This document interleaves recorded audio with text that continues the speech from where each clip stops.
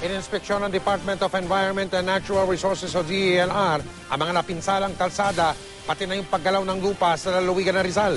Bunsod pa rin ang pag-uulan. Mapanganib na sa pagguho ng lupa o landslide ang ilang lugar doon pero may mga residente pa rin na ayaw lumikas. Nakatutok si Ian Cruz. Live mula sa lungsod ng Antipolo. Ian. Yes, Mike, umikot nga sa ilang landslide-prone area. Ang DNR at doon nga, Mike, ay nakita nila ang panganib ng landslide, lalo na, Mike, kung napakalakas ng pagulan.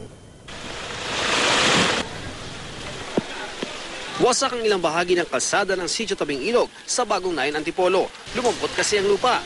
Bumaba rin ito ng humigit kumulang 1 metro dahil daw ito sa malakas sa ulan. Noong 1 linggo, dulot ng habagat. Kaya kumbinsido si Environment Secretary Ramon Pahe, sakaling muling umulan ng malakas, posibleng magkaroon ng malaking pagguho sa lugar na ito.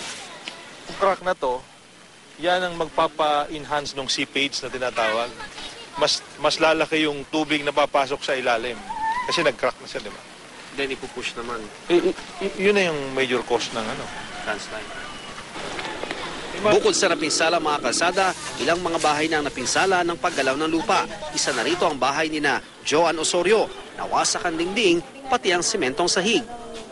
Kung lahat po talaga na meron pa palalagyan sa amin, payag po. Nag-uusap naman po mga residente dito na payag kung meron po talagang magandang kalalagyan yung mga tao dito.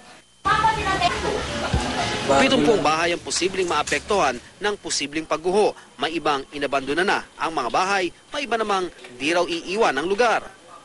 Ay pumalis dito. Dahil wala, nakikita ko wala naman Dahil yung mabuksan yung imbornal doon, kaya yung tubig na nasarado yung imbornal, naghanap ng lulusutan, kaya kung saan-saan lumulusot. Isang quarrying site din ang binisita ng DNR sa lugar na nakakaapekto raw sa daluyan ng tubig. Tatalima naman daw ang nasabing kumpanya na ayusin ang daluyan ng tubig nila upang di makadagdag sa siltation ng mga sapa.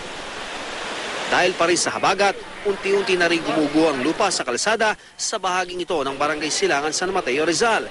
May parte na ang kalsada, nagbitak at tuluyang nasira. May ilang bahagi rin ng kalsada na wala ng lupa ang ilalim, kaya't di na ito pinadaraanan sa mga sasakyan. Pero dahil sa isinarang kalsada, maraming pamilya ang di makadaan. Napinsala rin ang dingding ng isang pribadong paaralan kaya walang klase. Posibleng umabot sa 10 bahay ang madamay sakaling magka-landslide. Mga residenteng immediate na delikado ay aming pinakikiusapan na lumipat na muna. Lilikas po. O balik po kami sa Munti. Bakit po? Kasi takot po kami. Aminado ang gobernador ng Rizal, mahirap kumbinsihin ang mga residente na lisanin ang kanilang mga bahay. Pero napakalaki na po ng crack inilaki, no? From the first day they warned us. So medyo palaki ng palaki in a matter of days. So hindi na po biro at hindi na po pwede daanin sa kung ngayon ay unti-unti siguro darating yung araw na whether they like it or not, talagang ililipat po natin sila doon sa NHA housing. Landslide prone din ang Sitio Talanay sa Batasan Hills, Quezon City. Nagsisimula na raw makita ang mga bitak na lalaki pa lalo't lumalakas ang pagulan. May mga tension cracks din siya.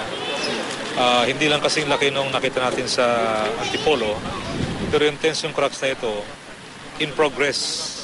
So habang lumilipas yung araw, gumagalaw siya. Naghihintayan ng malaking ulan para masaturate, pagkakaroon ng malaki ang possibility na yung buong nakikita natin na pader na yan, gumuho. Mike, bukod nga dito sa Barangay Bagong Nayon ay may 15 landslide prone areas pa dito sa Antipolo City. Kaya naman Mike, ang payo ng DNR at ng lokal na pamahalaan ay iba yung pag-iingat ang gawin ng mga residente. Mike, ang mga residente naman mula nga rito sa Barangay Bagong Nayon ay sinabi ni Governor June Inares na maaari silang ilipat, Mike, sa relocation site na maaaring gawin sa bahagi ito, Mike, no, sa boundary ng Baras at Antipolo City dito sa Rizal. Mike? Ano yan, umuulan ba dyan sa Antipolo? Patuloy ba ang pagulan dyan, Ian? Huwag naman sana. Mike, sa mga sandaling ito, tumigil na yung pagulan. Pero kanina lamang, Mike, medyo malakas din yung pagulan. Mula kaninang alas 3 hanggang alas 6 ng gabi, bago tayo sumampay-pawid sa 24 oras, ay talaga namang nakaranas tayo ng mga pagulan. Pero Mike, hindi daw ito kasing lakas ng mga naranasan nung nakaraang linggo, Mike. Maraming salamat, Ian Cruz.